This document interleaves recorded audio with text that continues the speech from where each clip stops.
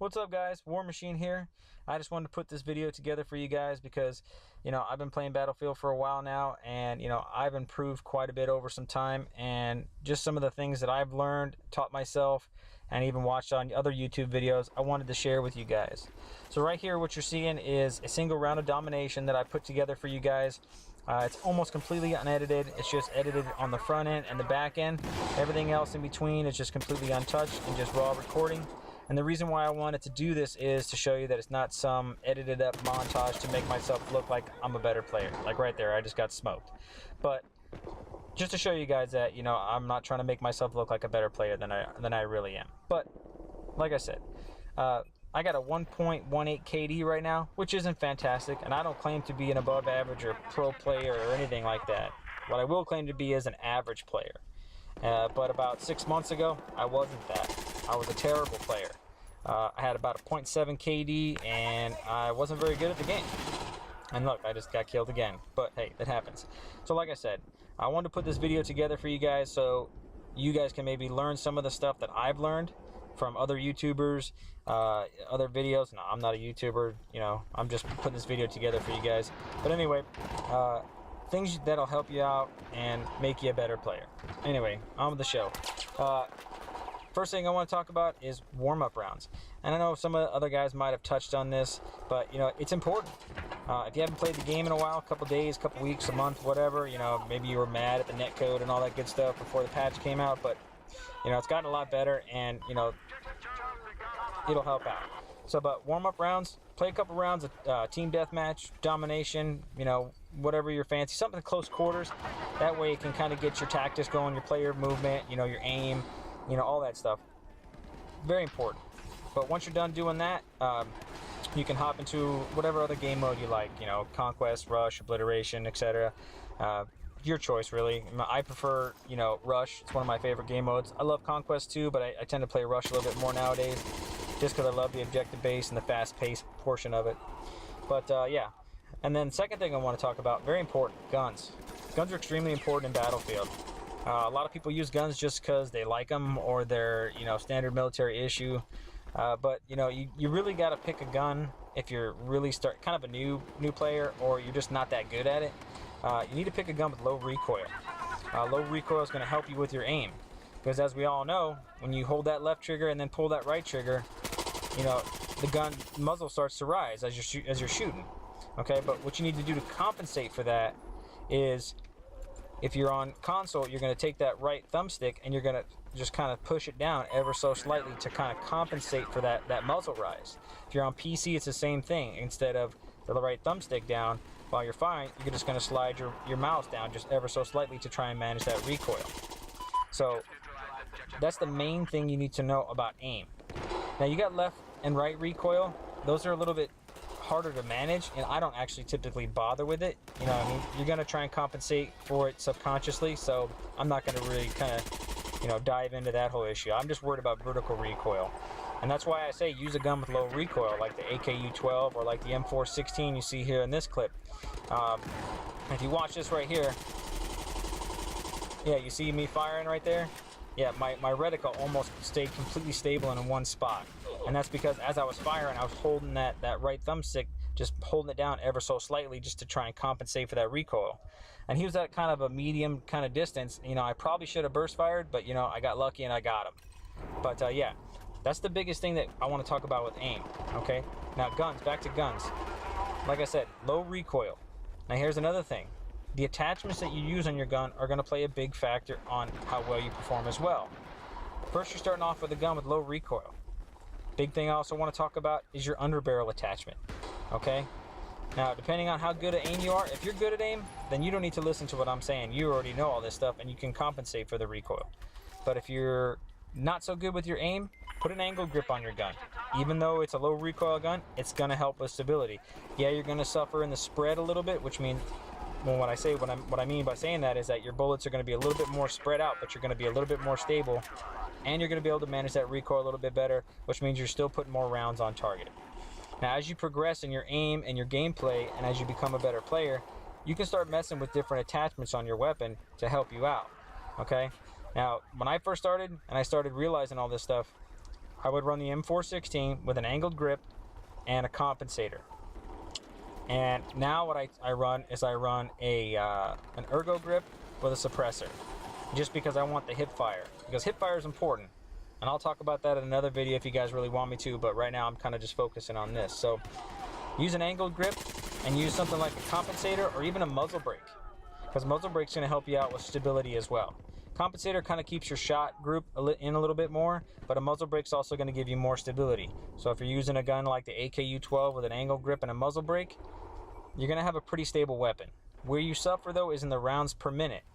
Yeah, and I know if you go head to head with someone that has maybe like an RPK, not RPK, excuse me, an AEK or like a FAMAS or something with really high fire rate, and you're in close quarters, yeah, you're probably going to get beat out head to head just because they've got more damage per second on you. But that's okay. You're not worried about that right now. You're worried about getting your aim on point, and you're trying to keep your weapon stable. Okay.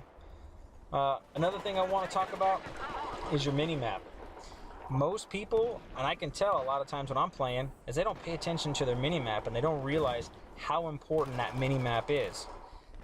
Most of the guys that play this game don't run a suppressor. And there's quite a few that do, but if you pay attention, a lot of guys don't run it because they want to use different attachments because they're more advanced players and they want different things out of their gun besides just being suppressed. I love the suppressor. If you want to run a suppressor, there's nothing better out there to get your flank routes on and just to hide on the mini-map. And that's why I really want to focus on the mini-map. It's extremely important. You know, you got to keep an eye on it. And I don't know if you can tell in this clip right here, but I have my mini-map set to 120%. Some guys run it bigger, some guys run it smaller. It's really up to you. You can customize it in the options to make it as big as you want, as small as you want, whatever works for you. I like to have it a little bit bigger because it kind of makes me focus on it a little bit more. Your mini-map's going to tell you exactly where everybody is. It's going to tell you where your guys are. It's going to tell you where the bad guys are. It's also going to tell you where your dead teammates are. Dead teammates tell you where the bad guys are because they don't get dead by themselves. Somebody killed them. So if you see a dead teammate on the mini-map, you can almost be certain that there's someone from the other team not too far away. And maybe they are running a suppressor, but that's going to give them away right there. And that wherever area you're walking into, that's going to help you be a little bit more alert and kind of know that there's somebody else there. Okay, which brings me to another thing. A lot of guys, I see it, and I've been guilty of it myself, but I've been trying to get a little bit better at it, and it seems to work out a little bit better. It's like you'll see a guy, you'll see him run around a corner, and you're like, ooh, I got this guy because he's not looking at me. And you'll go around a corner and chase after him, and there he is just waiting for you, and he smokes you. Okay, so what I want to say is, if you see that guy run around the corner, be a little bit hesitant to run right after him. Give yourself that split second before you go chasing him to see what he does. Maybe he's going to come back because maybe he did see you. Maybe he's going to turn around and come back. But if you're going to go chase him, you know, wait a second, look on the minimap, see if there's more enemy around that corner. Maybe he's got some buddies over there. You know, give yourself a split second or two just to kind of assess the situation, checking that mini-map, seeing if there's anybody there, and then go after that guy. Because I've seen it so many times, and like I said, I've been guilty of it. You go chase him, and there he is just waiting for you, laying in the prone or laying in the corner, and he just smokes you. And there's nothing more frustrating when you got that thought in your head, I got this guy, and then you get smoked, just like right there. But that was head to head, and that's all right. Now, like I said, all these things I'm telling you right now, I've either self-taught myself or seen just in regular gameplay, or even learned a few things on YouTube, like a lot of the gun stuff I was talking about.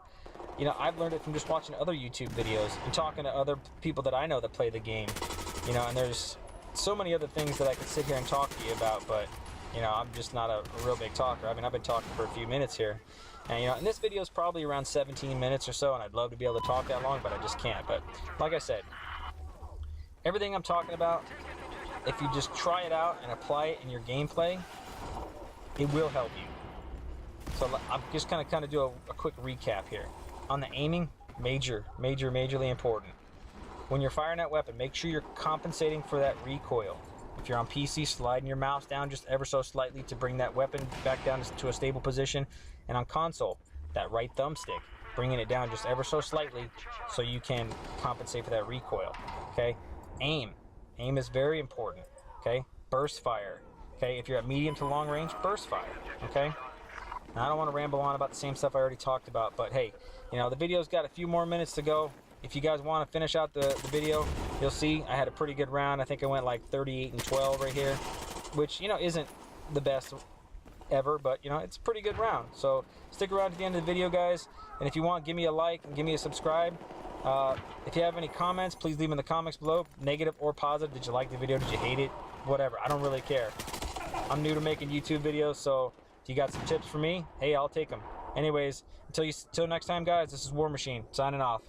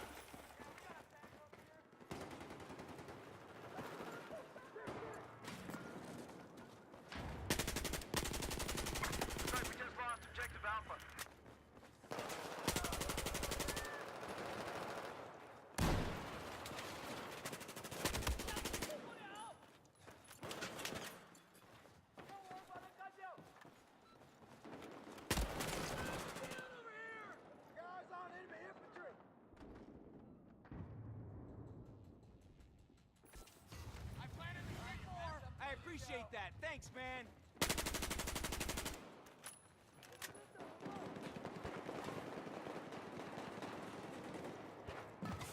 Objective Charlie has been lost.